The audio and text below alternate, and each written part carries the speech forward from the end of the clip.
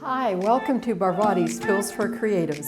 I am Phoebe Bradbury, and today I will be demonstrating some of the tools that I use every day in my art studio. I wouldn't want to be without them, and I find new uses for them all the time. So this is a little painting done very quickly on butcher paper, and what I have here is some butcher paper. So I'm going to do something like that. I can tell that I was using this blade because it's 1.5 inches, and I was making little lines like this. So these are done very quickly. Okay, so colors, and there's one color. Okay, so here I've just sort of splashed some stuff on. Let's just see what I can do. So I have one there that is not got a name on it, and it looks like an ultramarine blue to me.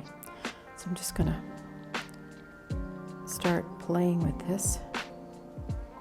So what I'm trying to demonstrate to you is that I can make many different marks with these. So let's try this one. Ooh, this is a very waxy piece of paper here.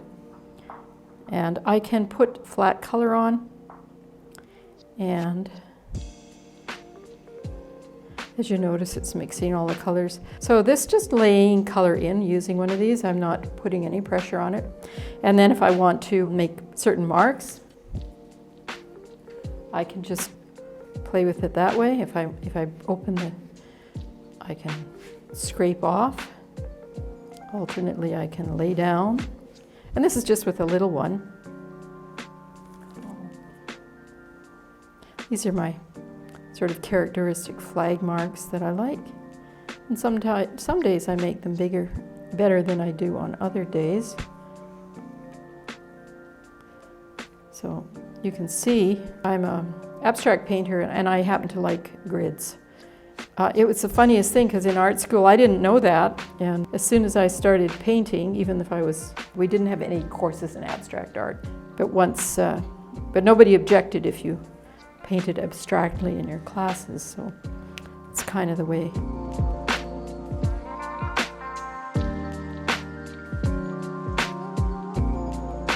So what I'm trying to show you here is how much fun it can be to just take a bit of paint, splatter it out. It's even more fun if you add music, and if I had music that was royalty free that I could play at this time, I would probably choose something either jazzy or Mozart, because that really helps me to get out of my head so I can do things. And you probably notice that if you leave it on for a little while and then you scrape it off later, you get ghosting pictures of what's underneath. So it's not necessary to have absolute white underneath, and you can even start with a different color. So how I clean them. I just keep damp rags in a big jug on my top of my desk here. I don't bother drying them, of course, because I want to keep them damp, because when they're damp, they're perfect for cleaning these, just like that. So now what I'm going to do is just take one of these ones. That was the first one I made, Parallel Line Maker. It's a very rough one. I just did it, I think I might have done it during the show. I really like it because it's not really, I don't like things that are particularly even, though I do have them, and I have made them, and I do use them occasionally, if, like precisely repeating lines. So you can see how something like that just adds a little bit of a different kind of mark, and you can, if you want to, make these go like that, which is a lot of fun. I think I'm just about through with this one.